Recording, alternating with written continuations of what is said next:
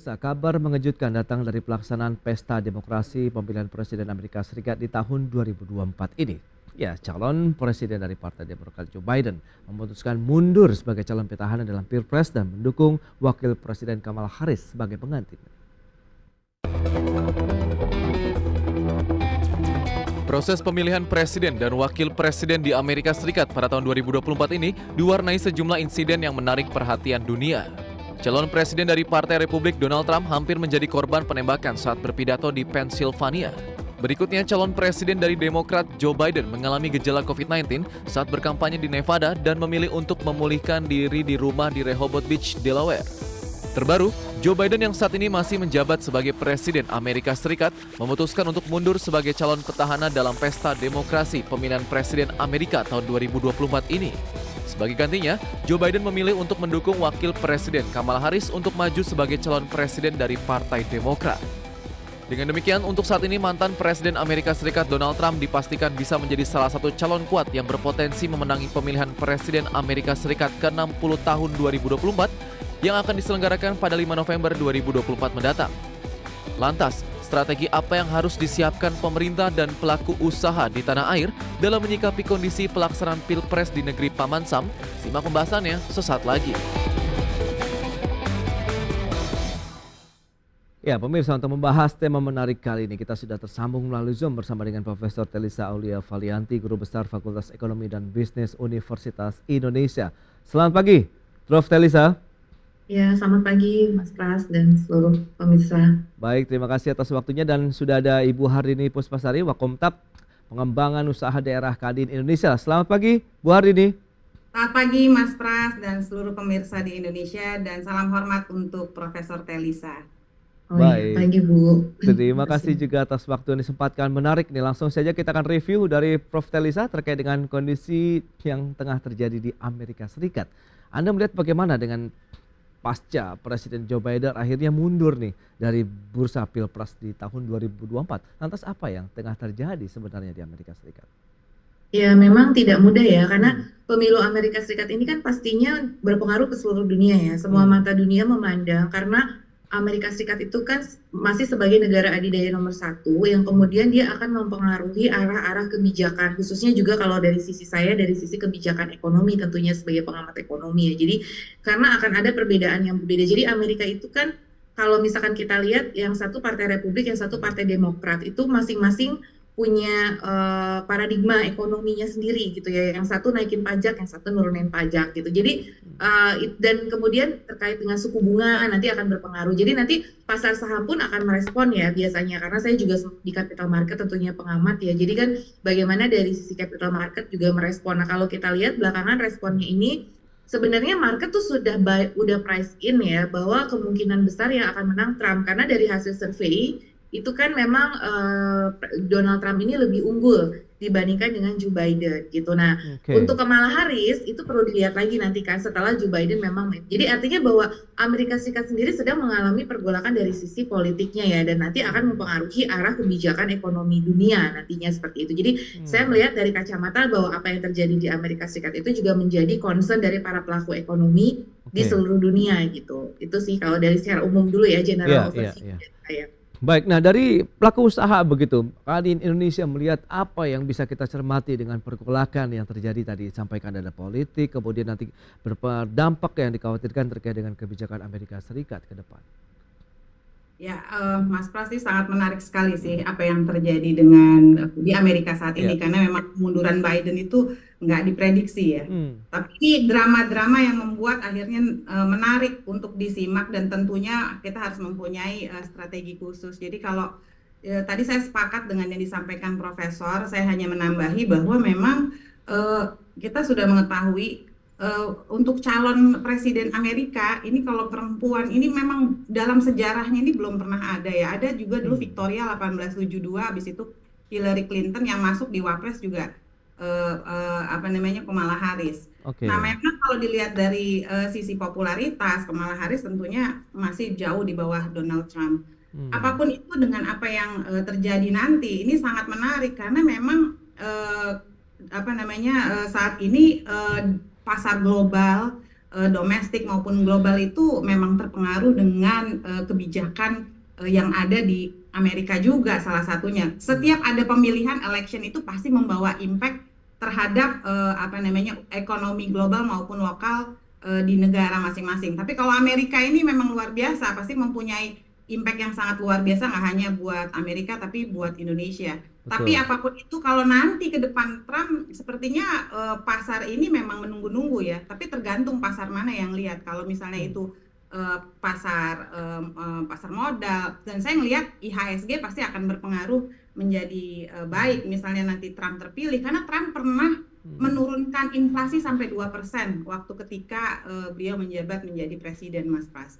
Saya melihatnya waktu kemarin, waktu kita mau ada pemilihan di negara kita yaitu Pak Prabowo, IHSG kita tuh naik, indeks saham pasar kita IHSG itu naik. Nah ini juga saya lihatnya Trump ini ditunggu-tunggu sebenarnya sama dunia bisnis dan ekonomi impactnya. Oke. Nah, bicara mengenai wakil presiden Kamala Harris yang berpotensi ataupun mungkin sudah digadang-gadang begitu menggantikan Joe Biden, Prof. Telisa, Anda lantas bagaimana melihatnya? Apakah cukup kuat nanti harus berhadapan misalnya dengan Donald Trump? Ya tadi sudah disampaikan oleh Ibu Dini ya, memang setuju karena ini kita kebetulan sama-sama wanita ya. Maksudnya kita pengamat wanita, mengamati wanita. Jadi memang Amerika Serikat sendiri tuh ternyata semaju itu, kan Amerika tuh demokratis banget ya. Kalau kita lihat beberapa calon wanita dulu sempat menguat, itu Hillary Clinton juga pernah kan ya, tadi selain yang disampaikan dalam sejarah Amerika. Jadi wanita itu dalam sejarah Amerika belum pernah, kecuali sebagai gubernur bank sentral atau sebagai menteri keuangan yang powerful ya, seperti Yellen kan, misalkan itu wanita. Tapi tetap saja dalam sejarah bahkan ya Indonesia yang malah pernah punya presiden wanita, Amerika tuh belum gitu dalam sejarah. Jadi sistem patrilinealnya itu masih terlihat gitu. Jadi sekelas Amerika loh yang udah negara maju, sangat demokratis ya, apalagi untuk Amerika tuh figur a man itu masih jadi ya karena harus strong gitu kan, harus memimpin militer juga, walaupun sebenarnya Kamala Harris juga pemimpin militer juga, cuman kan tetap ya kayaknya figur laki-laki itu yang masih ditunggu gitu. Jadi artinya untuk sekelas Amerika yang harus strong. Jadi ya saya sendiri sebagai wanita ya sebetulnya ya harusnya diberikan kesempatan untuk equal gender, tapi tetap mungkin dalam situasi global yang sangat membutuhkan figur ya laki-laki itu masih dianggap lebih cocok gitu loh menghadapi berbagai tantangan global yang lebih kuat gitu loh, dari sisi harus menghadapi cyber security, harus menghadapi tantangan iklim. Nah, laki-laki itu masih disimbolkan sebagai yaitu tadi ya pahlawan gitu loh. Kalau kita lihat film-film Amerika ya walaupun sudah ada pahlawan wanita, tapi tetap figur yang lebih strong itu adalah laki-laki gitu ya. Jadi memang dibilang tadi popularitasnya kecil, tapi kan kita belum tahu nih ya dari sisi debatnya nanti mungkin ada program-program, karena kan Obama juga mendukung nih. Nah kan pasti mereka Partai Demokrat kan juga nggak mungkin diam nih, pasti akan melakukan manuver-manuver lah gitu pasca Kamala Harris. Nah mungkin ya who knows ya, kalau dia ada program yang menarik ya masih ada kemungkinan, kita lihat saja nanti. Itu dia. Lantas bagaimana nanti dengan arah pergerakan ekonomi, kemudian geopolitik global begitu. Memang ini kan juga menjadi penantian masyarakat dunia tentunya di Indonesia. Kita akan bahas nanti di segmen berikutnya ya, Prof. Telisa, kemudian juga Bu Hardini. Kita akan jeda sebentar dan pemirsa kami akan segera kembali usai pariwara berikut ini.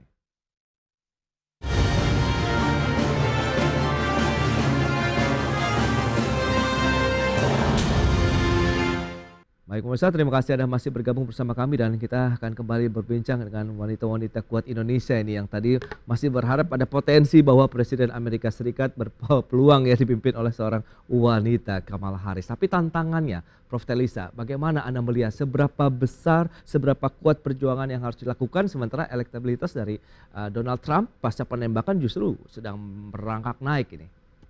Ya, tergantung tadi ya program apa yang ditawarkan oleh masyarakat ya. Pastinya masyarakat juga masyarakat Amerika itu menginginkan perbaikan pada kehidupan ekonominya. Jadi mereka pasti akan mengompar pada ya, kalau Kamala kan melanjutkan Biden. Jadi dari Biden tuh kesuksesannya seperti apa ya, pasti akan dinilai. Jadi ya Kamala harus menunjukkan akan lebih sukses lagi dan bagaimana nanti akan menghadapi tantangan-tantangan. Dan kemudian kan kalau Trump itu kan yang digadang-gadang pajak. Nah, jadi Kamala nanti harus menyampaikan pajaknya mau seperti apa, apakah akan tinggi gitu, karena kan yang ditakutkan tuh high wealth individual nanti kena pajak yang tinggi, sedangkan kalau Trump kan untuk high wealth justru pajaknya nggak akan tinggi kayak gitu kan. Jadi kemudian dari sisi program-program untuk Green New Deal-nya seperti apa? Jadi untuk iklim ya, perubahan iklim, green financing gitu. Karena kalau misalkan Trump itu kan nggak terlalu suka dengan energi baru terbarukan ya.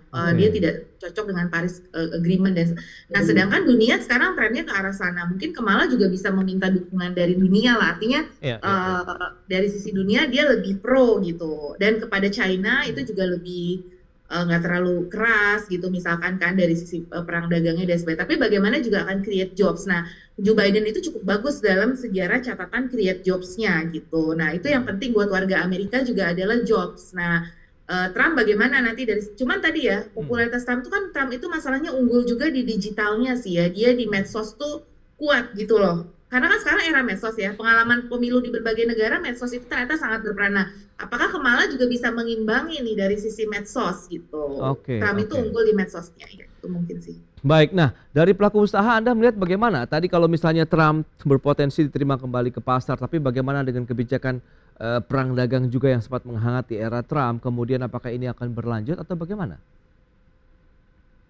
Mas Pras sih sangat menarik ya. Kalau Trump itu memang didukung sama negara BRICS ya, Rusia, China, Afrika Selatan, India. Negara BRICS ini sangat mendukung.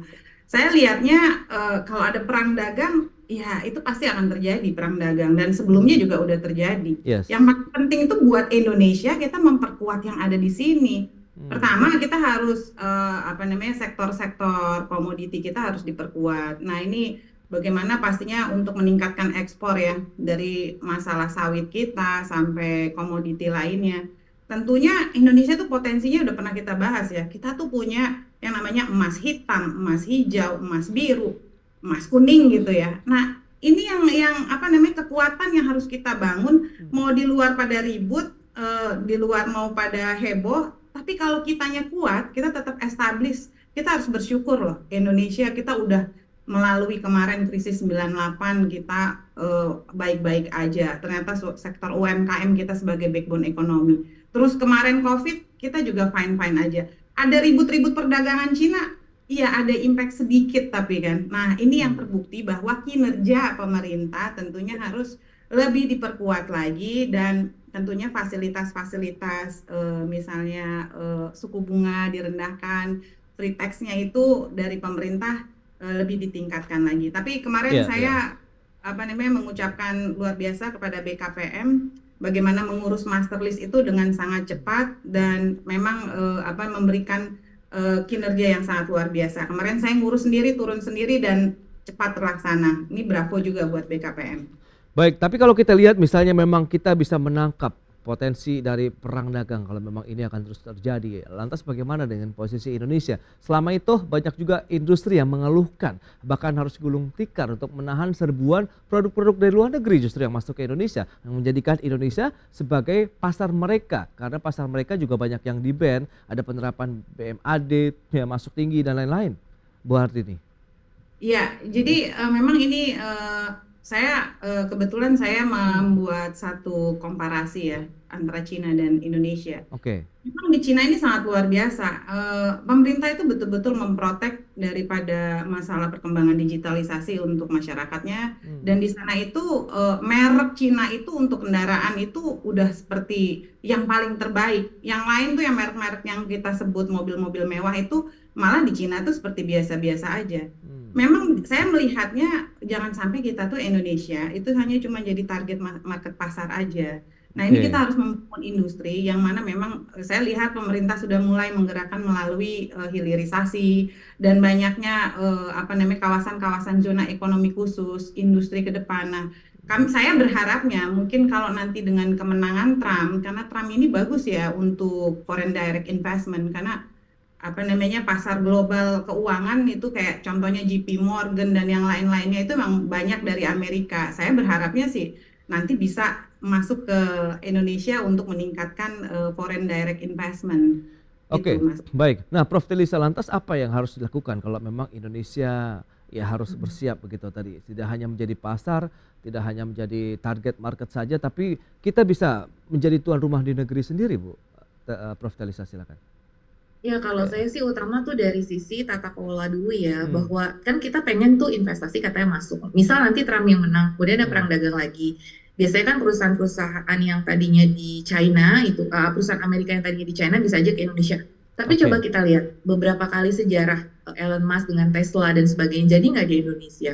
Foxconn, banyak banget lah, banyak lah ceritanya, Oke. macam-macam investasi dari Amerika yang akhirnya mental. Nah, kenapa? Kita harus melakukan refleksi diri. Jadi salah satunya adalah kepastian dari regulasi dan kepastian hukum. Itu kelemahan kita utama sih. Ya meskipun tadi ada prestasi kita banyak alhamdulillah bisa melewati, tapi akhirnya kan kita terjebak di pertumbuhan 5%. Padahal nanti di pemerintahan akan datang kan maunya targetnya 8% ya Asta Cita. Nah, untuk Oke. mencapai 8 itu kita harus out of the box. Nah, out of the box-nya apa? Salah satunya itu adalah problem di Indonesia itu regulation certainty. Jadi kenapa mereka nggak jadi investasi?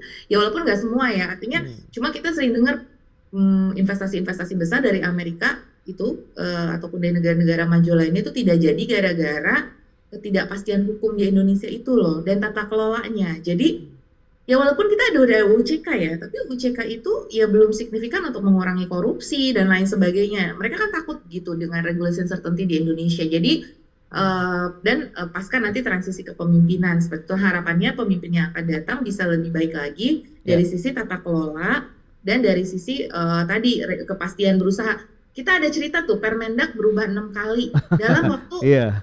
Nah, kayak gitu-gitu buat pengusaha itu tuh sesuatu yang apa ya gitu. Maksudnya kayak ya udah kebijakan. Coba Amerika ya, Federal Reserve Act itu dari tahun 32 sampai sekarang nggak berubah. Amerika baik-baik aja gitu. Pelaku-pelaku tetap ini. Jadi kalau pemerintah tuh nggak usah terlalu banyak mengubah regulasi sebetulnya. Yang penting tuh menciptakan simplicity, membantu memudahkan gitu.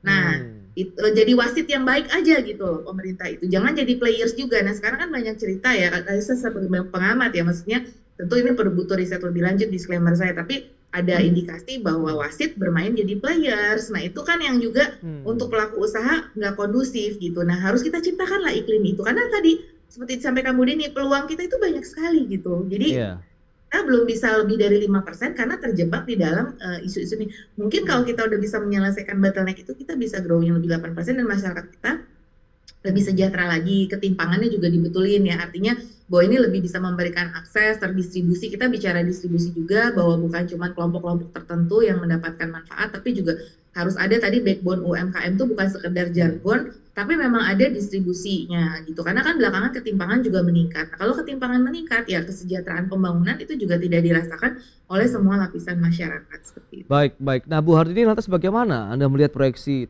Amerika Serikat ke depan? Sementara Amerika juga menjadi salah satu tujuan negara ekspor kita nih. Nah, jadi gini, jadi saya mau nambahin dari Prof, bahwa sekarang ini tantangan kita tuh Indonesia bakal jadi ekonomi 4-5 dunia lah 2030. Tantangannya pertama, kita tuh termasuk negara $1 trillion club. Hanya ada 16 negara yang masuk di $1 trillion club. Indonesia termasuk. Kenapa disebut $1 trillion club? Karena GDP per kapitanya itu 1 triliun per tahunnya. Bahkan saya ngelihat kayaknya rencananya pemerintah itu mau meningkatkan menjadi 2 triliun. Dengan semangat yang ada saat ini, saya melihat kita udah di pertumbuhan ekonomi 5 mau mencapai 8%. Dengan adanya di Amerika Serikat ini, tantangannya nanti ke depan, tentunya memang yang tadi, kalau misalnya Kamala Harris yang memenangkan ini, karena memang kebijakan-kebijakannya itu banyak di regulasinya itu di green, dapat banyak support dari dunia lah, karena lebih renewable. Nah, tapi kan Amerika ini salah satunya tuh fokusnya di ketahanan pangan dan energi. Nah, saya lihatnya karena ini ketahanan pangan dan energi, sebenarnya kita punya pasar domestik ini tentunya bahan-bahan yang kita miliki di Indonesia tuh sangat kaya sekali. Jadi memang menghadapi tantangan global ini, pemerintah sendiri harus memperkuat dari sisi manufacture, industri, diperkuat Mas, terkait dengan pengelolaan sumber daya alam kita. Nah, kalau kita lihat ke depan itu regulasi dan iklim bisnis itu Amerika mempunyai pengaruh juga sih memang terhadap Indonesia tentunya. Nah, ini nanti ke depan harus diperkuat lagi dengan kerjasama perdagangan antara Indonesia dan Amerika ini harus diperkuat lagi. Jadi itu yang menjadi yang utama menjadi fokus. Baik, Prof. Telisa, lantas bagaimana proyeksi Anda terkait dengan kebijakan ekonomi Indonesia, Amerika Serikat khususnya begitu ya, nanti akan berdampak secara global, kemudian juga pasti implikasinya ke Indonesia yang perlu dimitigasi tentunya. Ya, terutama sebenarnya kan market ini lagi ngarepin suku bunga turun ya. Itu yang paling utama sih diharapkan dari Indonesia saat ini kalau dari market juga. Jadi suku bunga yang turun itu kan harapannya terjadi. Jangan sampai yang Amerika tuh inflasi lagi, karena kalau sampai inflasi lagi terjadi di Amerika, mereka nggak jadi-jadi tuh nurunin suku bunganya gitu kan. Jadi arah kebijakannya entah Trump ataupun Kamala, dua-duanya harapannya bisa menurunkan inflasi itu sih. Jadi harapannya, cuma kan nggak tahu ya. Kalau dari sisi Trump sendiri dengan perang dagang, dia kan menaikkan impor, melarang imigrasi, itu cenderung inflatoir malah. Itu yang dikhawatirkan sih dari Trump. Cuma memang Trump itu orangnya lebih simpel dari sisi trade ya. Maksudnya secara bilateral trade, apa gitu. Untuk Indonesia sendiri, kan baru diperpanjang tuh General System of Preference-nya.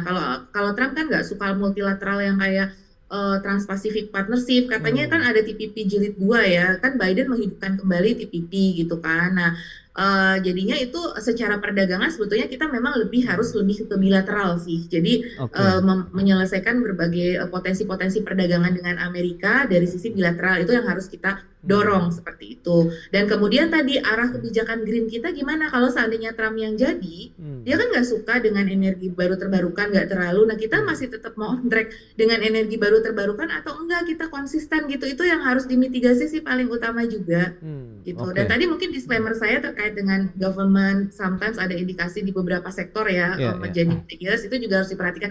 Tidak semua, tentu itu ada oknum, ada apa, tapi ya harapannya tata kelola yang lebih baik itu bisa kita siapkan gitu untuk mitigasi. Intinya kalau kita sehat, kitanya tata kelola baik, jadi better off ya. Nggak mungkin semua sempurna, yang penting kita ada progres untuk being better off, seperti itu sih yang harus kita siapkan untuk mitigasi. Baik Prof, itu dia ya terkait dengan perkembangan ekonomi dan juga politik di Amerika Serikat terhadap kondisi ekonomi global dan tentunya ke Indonesia. Prof. Telisa, terima kasih banyak atas sharing yang sudah Anda sampaikan. Bu Hardini, terima kasih juga atas insight yang sudah Anda sampaikan kepada pemirsa. Selamat melanjutkan aktivitas Anda kembali. Salam sehat Prof dan Bu Hardini. Terima kasih. Salam bahagia. Salam sehat semua. Terima kasih. Pemirsa, 1 jam sudah saya menemani Anda dalam Market Review. Perbaharui terus informasi Anda hanya di IDX Channel, your trustworthy and comprehensive investment reference. Jangan lupa saksikan program First Session Closing yang akan tayang pukul 11.30 waktu Indonesia Barat. Karena urusan masa depan harus terdepan. Aku, investor saham. Saya, Prasetyo Wibowo, beserta kerabat kerja yang bertugas pamit undur diri. Terima kasih dan sampai jumpa.